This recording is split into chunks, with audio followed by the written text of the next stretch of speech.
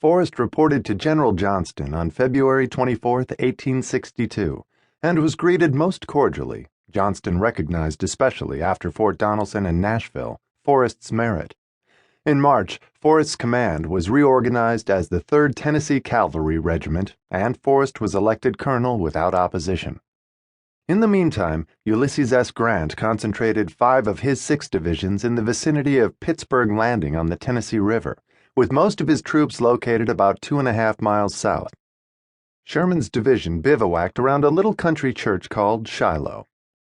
General Henry Halleck, the senior Union general in the West, planned to reinforce Grant's Army of the Tennessee with Don Carlos Buell's Army of the Ohio, 5 divisions, take personal command, and advance on the major Confederate railroad junction of Corinth, Mississippi.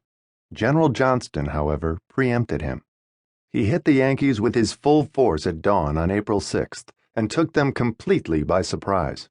After severe losses, the Northerners rallied and fought back stubbornly.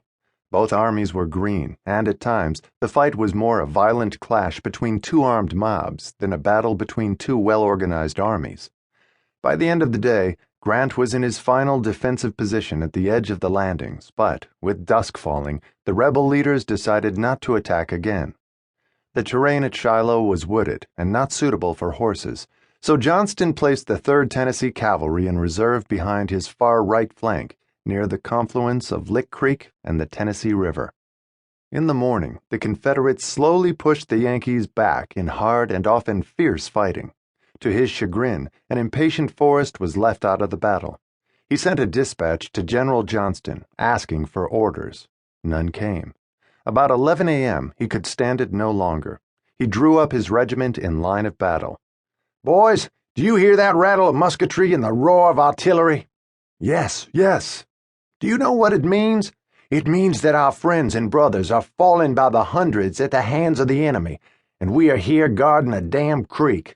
We did not enter the service for such work, and the reputation of this regiment does not justify our commanding officer in leaving us here while we are needed elsewhere. Let's go and help them. What do you say?" "Yes, yes." Without orders, Forrest moved his command forward into the area that became known as the Hornet's Nest, right behind Major General Benjamin F. Cheatham's division. Cheatham's men had just been driven back, and Forrest asked Cheatham if he should attack. Cheatham would not grant permission. If Forrest attacked, he would do so on his own initiative and on his own responsibility without Cheatham's support. Undeterred, Forrest ordered his men to move from marching formation to battle formation and led a charge at a gallop. His unit quickly overran a Union battery and took dozens of prisoners. 1 gun and some of the blue-coat infantry escaped into the blackjack thickets. Not long thereafter, other rebel forces surrounded General Benjamin H. Prentice's division on the Sunken Road, and after a fierce battle, compelled it to surrender. Forrest was ordered to guard the prisoners and take them to the rear. He turned 2/3 of the regiment over to Lieutenant Colonel Kelly and delegated this duty to him. He continued to push forward with the remaining squadron. On April 6th, only Brigadier General James R. Chalmers's Mississippi Brigade advanced as far as did the 3rd Tennessee Cavalry Regiment. From a small hill beside the river, they saw the enemy crowded on the banks and in great confusion. But the losses on both sides were severe. Among the Confederate dead was Albert Sidney Johnston.